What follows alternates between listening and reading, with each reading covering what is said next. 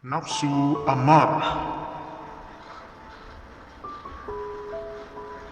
Nafsu amarah tempatnya adalah as-sadru, artinya dada. Tempat terletaknya nafsu ini adalah di kawasan dada. Berikut adalah sifat amarah. Al-bukhlu, artinya kedekut. Al-hisb, artinya tamak atau rakus. Al-hasad, artinya hasad atau dengki, iri hati. Al-jahl, artinya bodoh. Al-kibri, artinya sombong. Al-syahwat, artinya keinginan kepada keduniaan seperti gilakan wang, harta benda, pengaruh, lelaki, wanita dan sebagainya.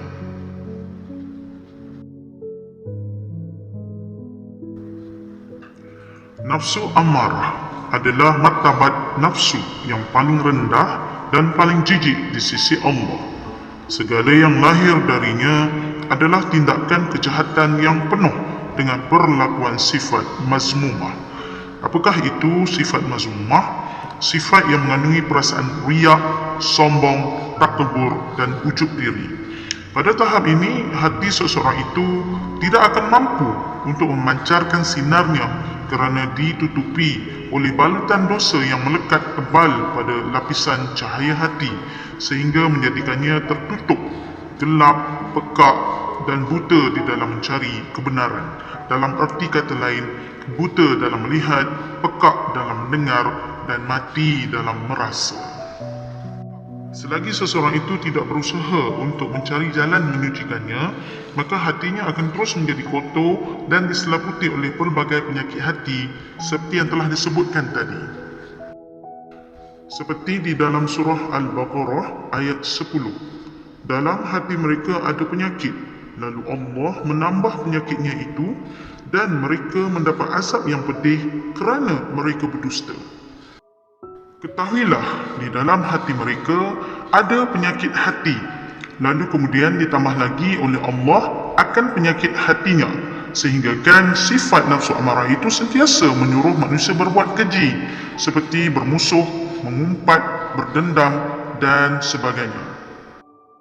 Manakala di dalam kehidupan seharian individu yang bernafsu amarah ini akan sentiasa melanggar segala hukum hakam, halal haram, perintah dan larangan Allah Subhanahu wa taala. Malah sering membuat kejahatan, tiada rasa penyesalan dan juga sangat berbangga dengan perlakuan mereka. Contohnya, dia berbangga dapat merosakkan maruah anak gadis, dapat minum minuman keras, berjudi, pergaulan bebas serta dapat melayari kehidupan secara orang barat. Bagi mereka, konsep hidupnya adalah hanya sekali, jadi masa mudalah untuk berseronok dengan sepuas-puasnya. Bagi mereka, perbuatan baik atau perbuatan jahat adalah sama sahaja. Malah, kadang-kadang apabila dapat melakukan kejahatan, mereka akan merasa sangat lega dan puas. Ianya susah untuk dikawal kerana ia sudah menjadi sebahagian dari hobi mereka.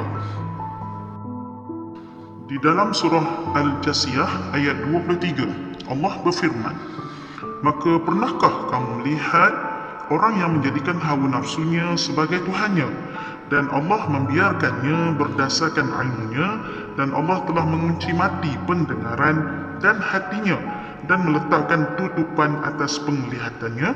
Maka siapakah yang akan memberikan petunjuk sesudah Allah, yakni membiarkannya sesat?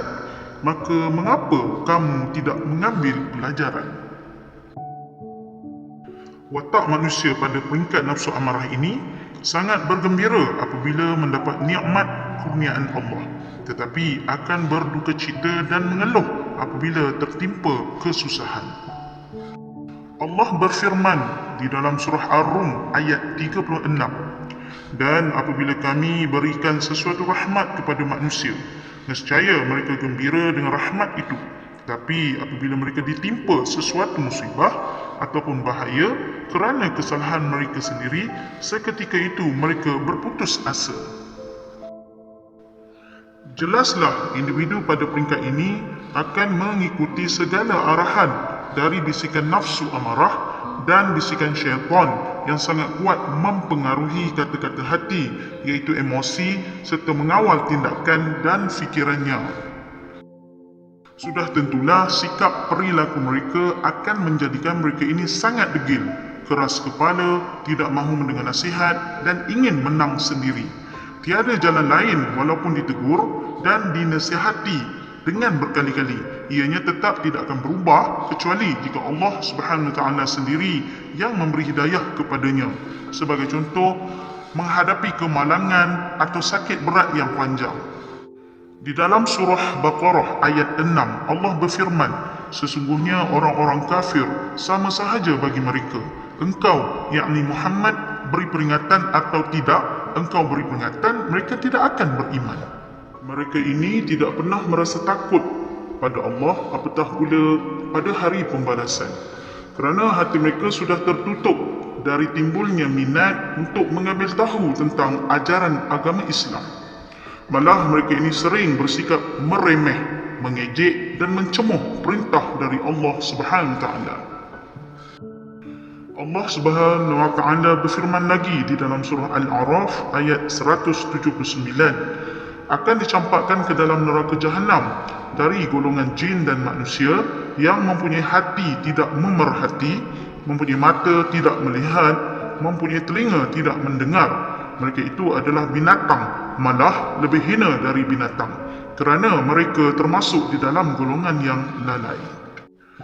Mereka sangat suka mencela orang lain dengan mentertawakan akan kelemahan orang lain dan melihat dirinya serba sempurna. Sikap begini amat ketara pada diri mereka sehinggakan dari sudut pencarian rezeki pun mereka tidak pernah menyandarkan hasil usahanya kepada Allah Subhanahu Wa Taala. Sebaliknya, pada fikiran mereka, segala kejayaan mereka hari ini adalah dari hasil titik peluh mereka sendiri. Jiwa mereka pada tahap ini adalah kosong dan hubungan dengan Allah boleh dikatakan tidak pernah wujud. Dalam konteks penerimaan ilmu pula, mereka hanya berupaya menerima ilmu dalam bentuk zahir sahaja, yakni dunia, iaitu ilmu yang boleh nampak dan logik. Contohnya, ilmu bagaimana ingin menjadi usahawan yang berjaya, menjual produk kecantikan, makanan, fashion dan sebagainya. Pada peringkat ini, hatinya sudah menjadi tersangat kotor dan hitam pekat selagi tidak disucikan dengan taubat. Maka mereka akan terus berada di bawah cengkaman nafsu amarah ini. Sabda Rasulullah SAW, tiap sesuatu ada alat penyucinya, dan yang menyuci hati ialah zikir kepada Allah. Pada tahap nafsu amarah ini, jika seseorang itu berzikir pun, ianya terjadi hanyalah di bibir sahaja, tanpa meresap masuk ke dalam hatinya. Individu yang bernafsu amarah ini tidak mengenal sesiapa, walaupun di kalangan orang berilmu, alim atau jahil. Contohnya, seperti dari kalangan ahli kitab, penghafaz Al-Quran, ustaz atau ustazah, juga para ilmuwan dan orang yang tidak mengambil berat tentang urusan agama. Sabda Rasulullah SAW lagi, sesungguhnya syaitan itu telah menaruh belalainya pada hati manusia. Maka apabila manusia itu berzikir kepada Allah, maka mundurlah syaitan, dan apabila dia lupa, maka syaitan itu akan menelan hatinya.